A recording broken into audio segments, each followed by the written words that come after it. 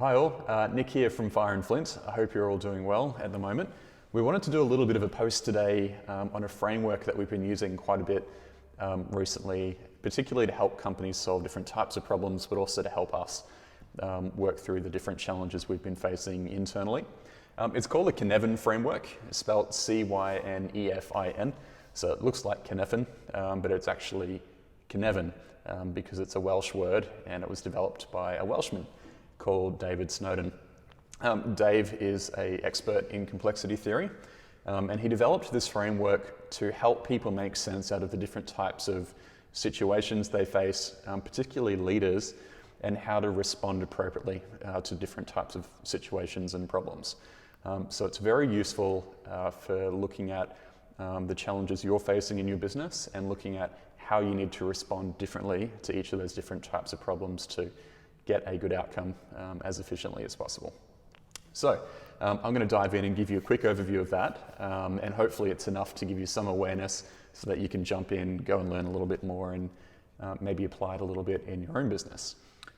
So before I do, what I wanted to cover off quickly is what a problem actually is and what we think of as problem solving. We think of a problem as a gap, like basically just a gap between where something is and where you want it to be, or where the standard is, or where it should be, or where your benchmark says it could be. All right? So a gap is a problem, and how you respond is basically how you go about closing that gap.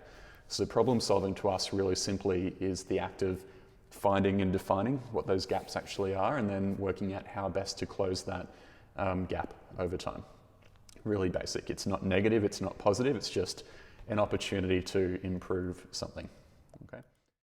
So in front of you right now we have the Cynefin Framework. Straight away you can see there are four main contexts that it's broken up into. Starting at the bottom right and going anti-clockwise, we have simple problems, then we have complicated problems, complex problems, and chaotic problems. Now on the right side with simple and complicated, these are problems that occur within very ordered, structured, and constrained systems. So you can think of them as more linear types of problems where there is a root cause. You can analyze your way to it and apply the right answer or a good answer. But on the left side, we've got problems that are occurring within complex and chaotic systems, and they're very dynamic. The cause and effect relationships are changing. They're not easy to actually discern or to analyze your way to. And there's a different approach for how we solve more of these complex and chaotic problems. So we'll go through one by one and talk about what that means. Okay, so starting with a simple problem, both simple and complicated problems occur within an ordered system. Now, an ordered system is basically created by humans. It's organized, it's structured, and we do that to get a consistent, repeatable outcome. So you can think about a payroll process, manufacturing system, a car, an elevator. These are systems that we've designed, we've structured to ensure we get a consistent outcome. All right? We don't want it to vary every time we execute it. Now, when a simpler problem occurs in an ordered system, what that basically means is it's very clear what's gone wrong, why it's gone wrong, and what we need to do to fix it.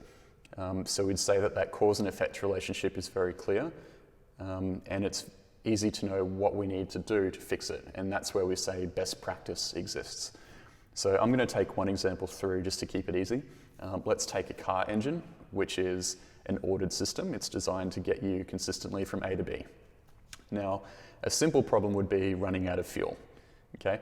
It's very obvious that you need to fill up the car, best practice, to run it again. No one's going to argue that that's a bad idea if you want it to run. And you can be pretty confident that once you fill it up, it's going to run. So there's strong predictability and it's repeatable in that you do it over and over again.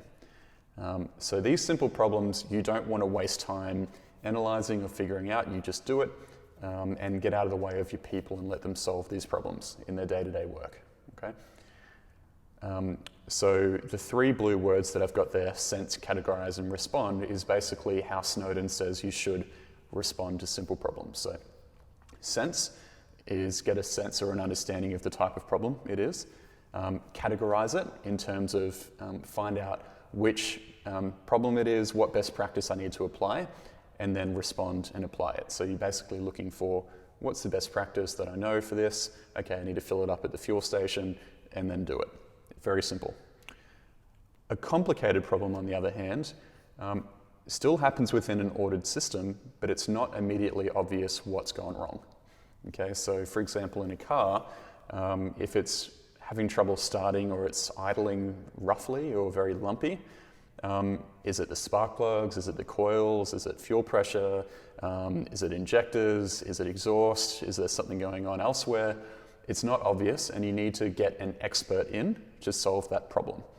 Okay, so this is the realm of good practice and of experts. There's no perfect best practice answer, but experts will help you find a good answer to solve that problem and implement it.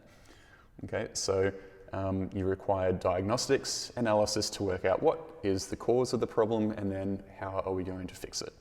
Okay, so we say this is a knowable zone in that you can find out what the root cause of the problem is and fix it, but it's not obvious immediately. Okay, so that's complicated and simple. Now, on the other end of town, we've got complex problems and they happen within a complex system. Now, interestingly, the majority of problems we face are complex in nature. And a big part of that is because people are involved. Now, a complex system is basically defined as a large volume of interacting elements that are non-linear in the way they kind of interact and influence. And a small change in one factor can cause substantially significant change in lots of other elements of that system. So it's not ordered in any way, it's dynamic, it's changing. And anything you do will actually influence and change that system.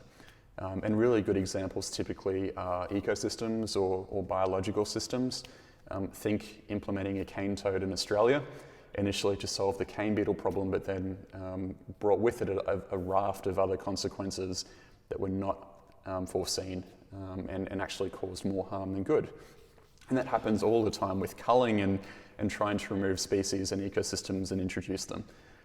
People is another really good example. We're often unpredictable, and a small change in a workplace or a situation can spark a significant shift in the dynamics of that system. So when a problem occurs in this environment, you can't analyze your way to the right answer. It's not possible. By the time you figure it out, it's changed.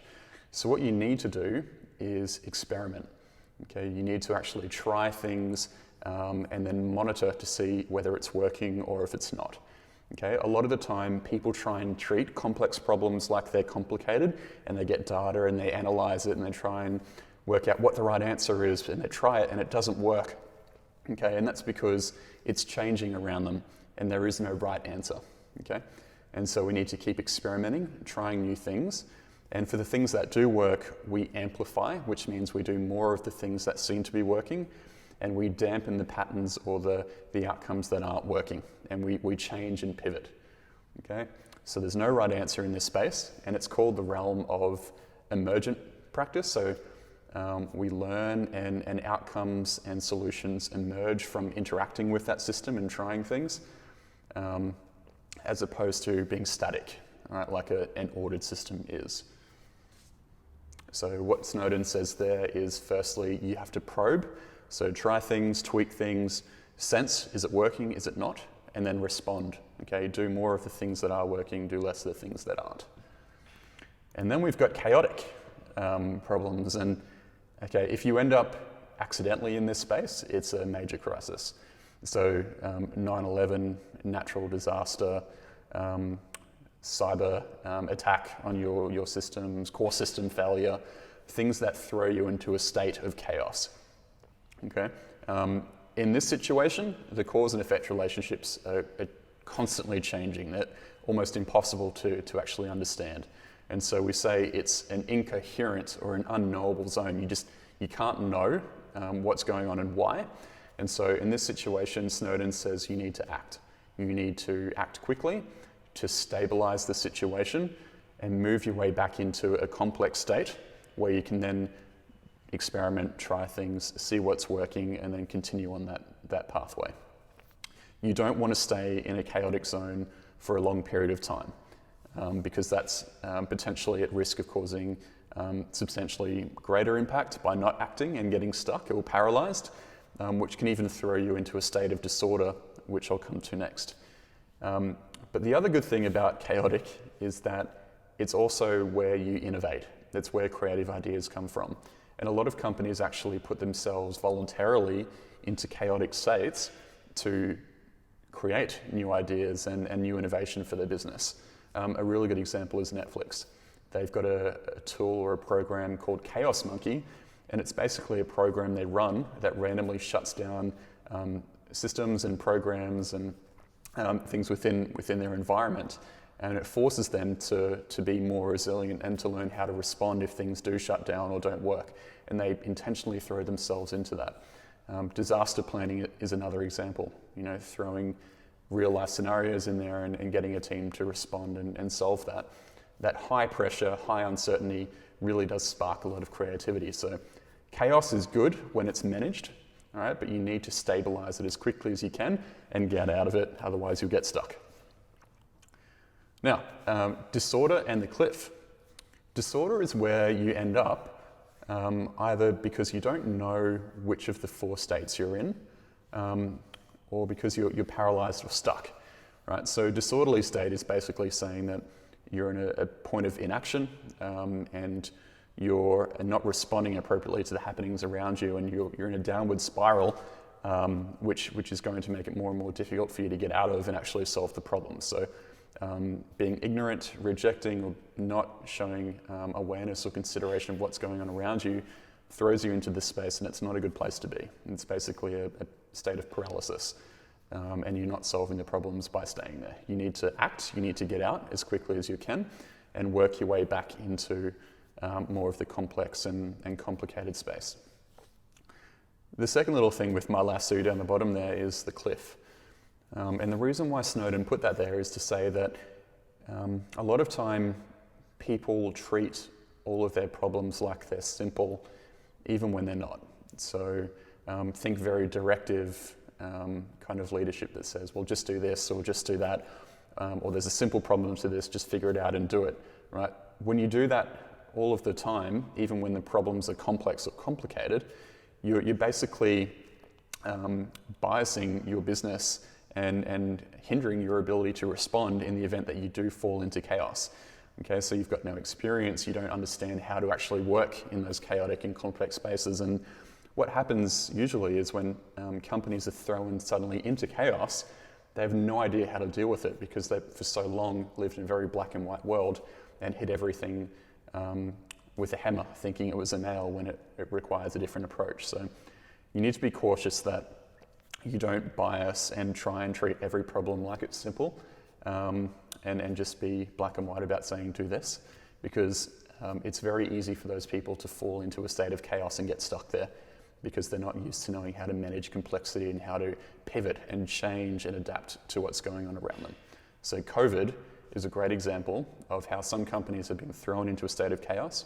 Those that take control of it have used it to try new things and innovate and act and try and create some stability for their company and their team will thrive. Those that can't or don't know how to act will end up in a state of disorder and suffer as a result of not being able to respond and act quickly enough to get out of that chaotic state.